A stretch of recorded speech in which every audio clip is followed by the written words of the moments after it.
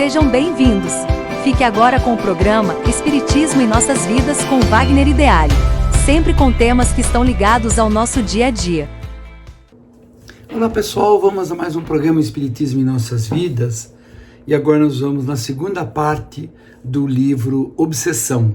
Na primeira parte, nós, como sempre fazemos, comentamos que o objetivo do nosso programa nessa análise dos livros espíritas não é fazer um spoiler a ponto de você não ler o livro. Não é nada disso. O objetivo é despertar o interesse em ler o livro. É perceber que, puxa, esse material que ele está falando é interessante. Se quando eu vou ler o livro, é esse o meu objetivo, que você vá buscar o livro. Não é um livro pesado, ele é um livro de 257 páginas. Na semana passada nós falamos sobre o que é obsessão, quais são os tipos de obsessão, quais são as causas da obsessão.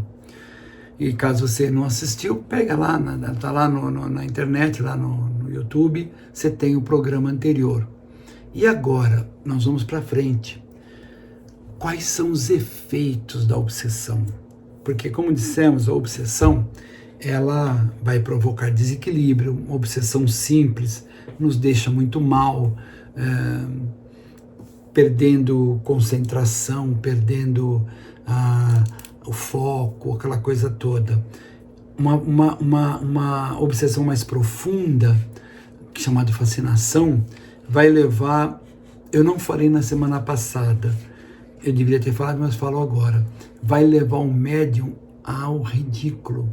Sim, porque ele acha que ele é a melhor bolacha do pacote, no caso do médium, que aquele espírito só comunica por ele, não comunica por mais ninguém. Não é bem por aí, né? Pode ser que naquele momento, naquela situação, o espírito comunicante está preferindo comunicar por aquele médium por facilidades vibracionais, de sintonia, etc, etc. Mas não é assim. O médium vai dar passividade para outros espíritos e esse espírito vai também comunicar através de outros médiums. E quando o médium está fascinado, ele pode ter atitudes, ele vai agir de um jeito que ele não sabe, mas ele está sendo inconveniente, ele está sendo... É uma palavra um pouco pesada, mas eu não estou achando uma melhor. Ele está fazendo um pouco ridículo, ele está fazendo papel ridículo nas suas formas de falar, de agir. Isso é sutil, mas a obsessão, ela trabalha desse jeito. E a subjugação, que essa é a mais terrível de todas, é quando isso vem se propagando há muitos e muitos e muitos anos e a pessoa está totalmente dominada pelo espírito. Acontece uma simbiose profunda entre o espírito e o médium, ou a pessoa que não é médium. Apesar que, como Kardec nos ensina, todos somos médiums, alguns mais, outros menos. Alguns para exercer essa atividade dentro de um aspecto de caridade e amor, e aqueles que não há necessidade. Agora vamos lá, os efeitos da obsessão. Um primeiro efeito são os impactos físicos, cansaço, doença, porque os espíritos atacam o corpo. Quando ele ataca você, ele ataca o estômago, ele ataca alguns órgãos que para você é sensível. Outro efeito psicológico. Quando a pessoa está obsediada, ela está com depressão, com ansiedade, com medo. Não quer dizer que a pessoa depressiva ela seja obsediada. Não obrigatoriamente, mas na maioria das vezes está. Ansiedade também. Não obrigatoriamente a pessoa ansiosa ela é obsediada. Não, mas muitas vezes está. E assim também o medo. E um ponto importante que tem que ser colocado, que ele fala no livro, que é justamente o prejuízo na vida social e profissional. A pessoa obsediada, ela se prejudica no meio social, porque se for uma pessoa que está com uma obsessão de um nível tal que chegou a uma fascinação, as pessoas saem de perto, porque ela se torna inconveniente, se torna uma pessoa estranha, que não dá prazer de estar perto. É incrível isso. E social, profissional também. Carreta problemas profissionais. Médiuns e obsessão. Dificuldade enfrentada pelos médiuns. Muitos médiuns têm dificuldade para enfrentar a obsessão, em função da sensibilidade que ele tem mediúnica. E esse é o grande desafio, é vencer a obsessão, mesmo tendo a sensibilidade mediúnica. Importância da disciplina e o do estudo, isso nós falamos no último programa. Disciplina, disciplina, disciplina. Isso é fundamental para você eliminar a obsessão e evoluir. Estudar. Você precisa 2 tipos de estudo. O primeiro é se conhecer. É voltar para dentro de você e se conhecer, saber seus valores, suas conquistas, seus desequilíbrios e trabalhar isso, como Joana nos ensina a fazer esse estudo interior de conhecimento, trazer do inconsciente profundo para a consciência tanto os valores construtivos como aqueles que precisam ser trabalhados e eliminados. E o estudo clássico, a segunda parte, é ler livros e mais livros para entender a mediunidade, para entender a obsessão, para entender o comportamento espiritual, para entender como os espíritos agem, os espíritos que querem obsediar, claro, porque é uma coisa que é difícil muitas vezes de entender. Os espíritos de luz, os mentores, eles nos aconselham, mas eles não se intrometem. Pode até se intrometer em casos muito extremo. Muito extremo, que ele percebe que a pessoa vai se prejudicar demais e é autorizado por instâncias mais altas e ele acaba interferindo de algum jeito para que a pessoa não sucumba. Mas normalmente nós temos intuições, ideias, insights para que a gente tome o caminho do bem, o caminho do correto, o caminho da felicidade, da alegria, da paz. Pois é. Agora, os espíritos obsessores, não. Os espíritos obsessores vão sim tentar influenciar você. Repito o que eu falei no programa anterior. O espírito obsessor não é o mal, e o obsediado é o bonzinho. O mal querendo destruir o bonzinho. Não. O obsessor é um espírito que está revoltado, porque o obsediado alguma coisa fez para ele. Isso no caso das obsessões que têm ligações pretéritas. Quando essas obsessões são geradas aqui mesmo, nessa vida, por comportamentos, por atitudes, por conexões, por, vamos dizer assim, afinidades, aí a gente precisa mais ainda do primeiro, que é nos conhecermos e enxergar esses distúrbios. Aí ele fala entre médias e obsessão, como evitar influências espirituais negativas. Como é que eu evito? Evita policiando seus pensamentos, seus atos, suas palavras. Como é que eu tenho que ser puro? Não, não é isso. Não é isso. Nós temos que ser equilibrados. Num vídeo que eu vi há pouco tempo, o Divaldo falou uma coisa muito importante. Você ceder é humildade. Mas desde que você ceder, você está cedendo para algo construtivo, para algo que você gostaria, mas não vai ser possível porque o outro precisa mais, então você vai ceder. Agora, ceder demais para um ato ceder para um ato criminoso, isso não é humildade, isso chama-se covardia. Então o que acontece? Nós evitar a influência negativa espiritual é justamente nosso comportamento perante a vida. É fácil falar, fazer é o que é o difícil. Estou falando aqui o que devemos, o que não devemos fazer. E eu, no meu dia a dia, eu erro, eu caio, eu bato com a cabeça na parede, eu sei que eu devia seguir por esse caminho, mas eu vou pelo outro. Porque Paulo disse, o mal que eu não devo, eu faço, mas o bem que eu devo, eu não faço. Mas não fui eu que falei, foi Paulo que falou isso. Então, como é difícil evitar influência espiritual negativa. Então, aí vem, como se livrar de uma obsessão? Então, no livro ele coloca 3 tópicos. O papel da prece e da reforma íntima, acabamos de falar. A oração e a vontade real de mudar, de melhorar, de viver mais em paz, de eliminar o ódio, o rancor, o ressentimento, eliminar tudo aquilo que não é construtivo. Essa eliminação não é da noite para o dia, é um treino, mas vai treinando eliminar. Assistência espiritual e passes energéticos. Vamos para o centro espírita fazer passe. Vamos orar bastante, que o papel da prece é fundamental, e a oração vai atrair a assistência espiritual. E, como nós temos dito desde o outro programa, o poder da caridade e do amor. O amor nos 2 sentidos, o amor próprio e o amor ao terceiro. Por quê? Porque como é que você pode perdoar se você não se perdoa? Como é que você pode amar se você não se ama? Então nós precisamos amar, nos amar para amar, nos perdoar para perdoar.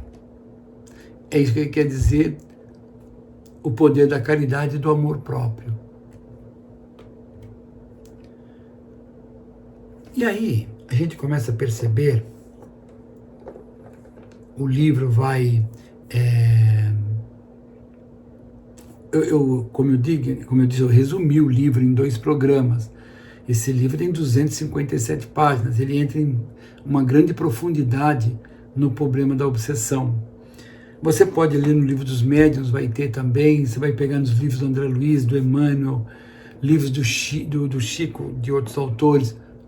Divaldo, ele tem um livro do Filomeno de Miranda, que trata o problema da obsessão, da gravidade da obsessão.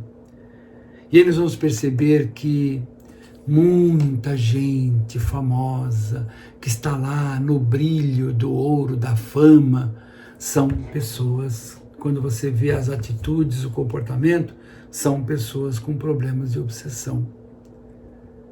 Todos nós temos um pouquinho de perturbação espiritual. Há momentos em nossas vidas que a gente elimina por completo, estamos muito bem.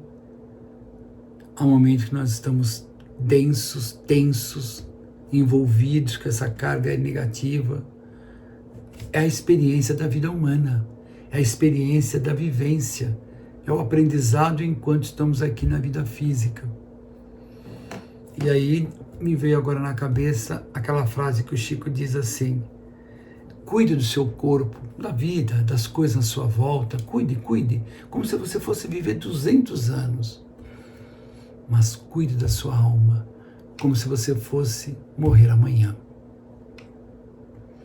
Com isso, a gente percebe que no momento que eu estou ligado profundamente nos ensinamentos e na vivência do bem, não tem espaço para a perturbação.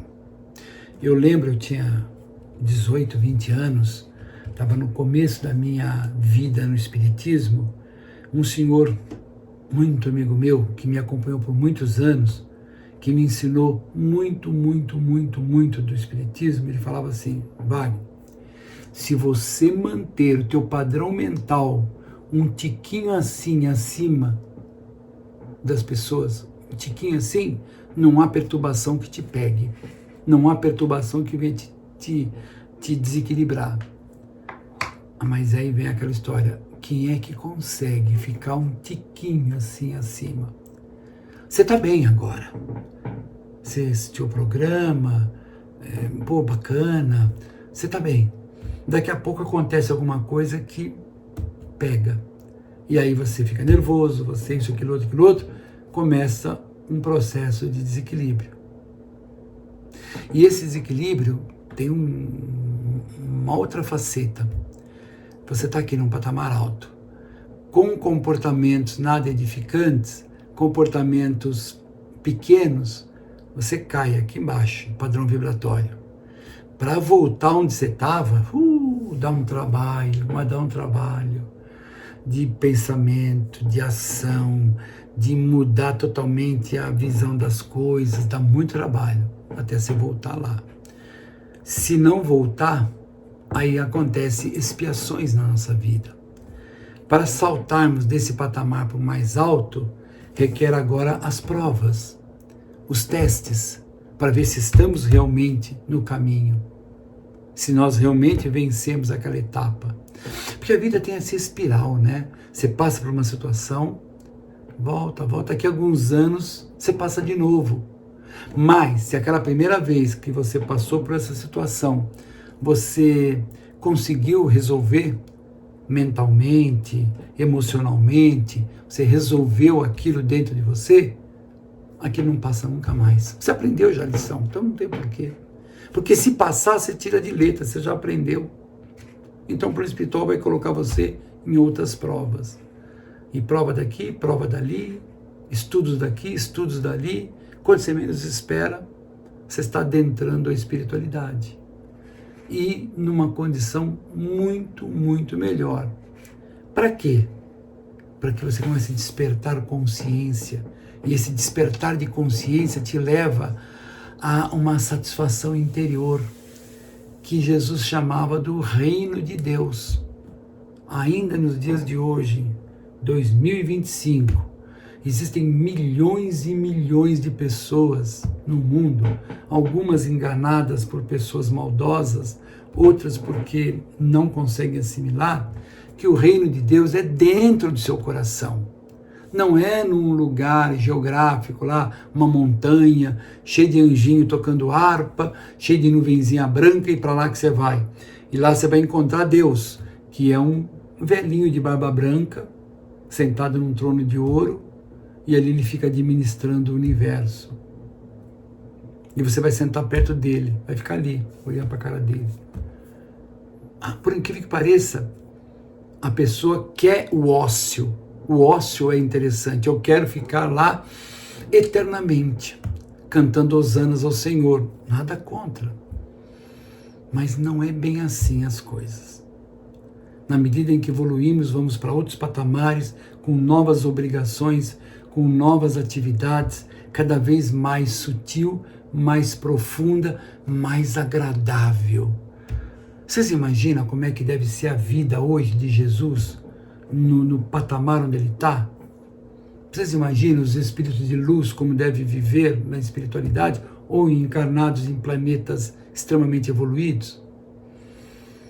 É o que a gente chama popularmente de felicidade. Só que a gente busca a felicidade em objetos tridimensionais, no mundo físico. Não está errado. Temporariamente aquilo nos ajuda. Mas nós temos que ter a nossa cabeça num ponto muito mais alto. E vivendo desse jeito, trabalhando, estudando, melhorando, ajudando e desenvolvendo disciplina, você foge da obsessão e vai ao encontro de espíritos nobres, espíritos puros, espíritos amigos, que vão te convidar para mais trabalho. Nossa, só se trabalha? Sim, não é o trabalho de pegar numa picareta para quebrar o asfalto, não. É o trabalho de levar amor, levar ajuda ao próximo, levar ajuda da forma que for possível levar, escutar, emprestar o ouvido para alguém para escutar. Tem pessoas que ela está precisando de escutar. Tem gente que paga psicólogo não para fazer tratamento, só para o psicólogo escutar ele. Ele fala, não vou mudar nada, não, só quero que você me escuta.